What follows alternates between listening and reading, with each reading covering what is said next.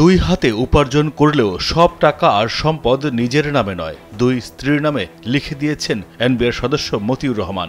বৈধ অবৈধ আয়ের মাধ্যমে অর্জিত স্থাবর অস্থাবর সম্পত্তির বেশিরভাগই করেছেন প্রথম স্ত্রী ও তার দুই সন্তান তৌফিকুর রহমান অর্ণব ও ফারজানা রহমান ইফসিতার নামে।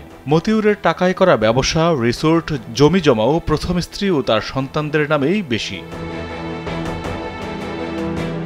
কানাডার অন্টারিও রাজ্যের বারি সিটিতে কন্যা ইফসিতাকে বাড়ি কিনে দিয়েছেন প্রায় 9 কোটি টাকা দিয়ে। প্রথম স্ত্রী নয়, তার ভাই বোনদের নামেও সম্পদের পাহাড় তৈরি করেছেন মতিউর। সেদিক থেকে দ্বিতীয় স্ত্রী ও তার ছেলে ইফাদ সম্পদ পেয়েছেন তুলনামূলক কম। তারপরে যা পেয়েছেন সেটাও পরিমাণে খুব একটা কম নয়।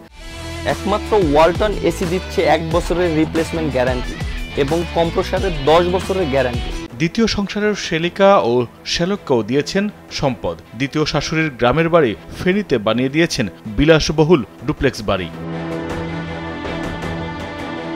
মতিউরের অবৈধ আয়ে দুই স্ত্রী অঢেল সম্পদের মালিক। সেই তুলনায় মতিউরের নেই স্ত্রীদের সমপরিমাণ সম্পদ। তবে কি স্ত্রীদের প্রতি ভালোবাসার প্রতিদান, নাকি নিজেকে বাঁচাতেই এই কৌশল তার?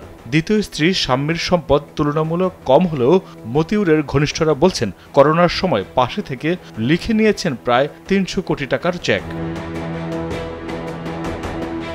প্রথম স্ত্রী লাকির হলফনামার বর্ণনায়ও পাওয়া যায় সম্পদের পাহাড়। মতিউরের প্রথম স্ত্রী লাকি তিতুমির কলেজের সহযোগী অধ্যাপকের পদ ছেড়ে 2023 সালে নরসিংদীর রায়পুরা উপজেলা চেয়ারম্যান নির্বাচন করেন। স্বামী এবং স্থানীয় সংসদ সদস্যের প্রভাবে বিনা প্রতিদ্বন্দ্বিতায় চেয়ারম্যান হন লাকি। বিভিন্ন খাত থেকে আয় ও ব্যাংকে জমা আছে প্রায় 4 কোটি টাকা।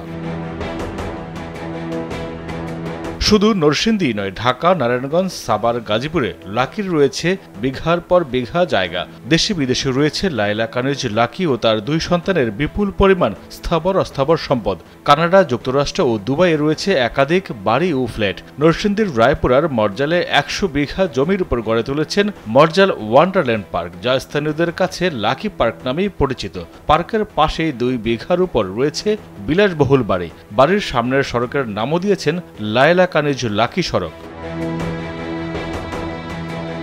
ছাগলকাণ্ডের পর প্রথম স্ত্রী লাকির সঙ্গে দূরত্ব বেড়েছে মতিউরের। লাকির স্বজনদের দাবি, মতিউরের দ্বিতীয় বিয়ের খবর আগে জানতেন না তারা। সতীনের ছেলের খাসি তাদের সংসারের হাসি কেড়ে নিয়েছে বলে মনে করেন তারা। সম্পর্কে ধরেছে ফাটল, বেড়েছে দূরত্ব।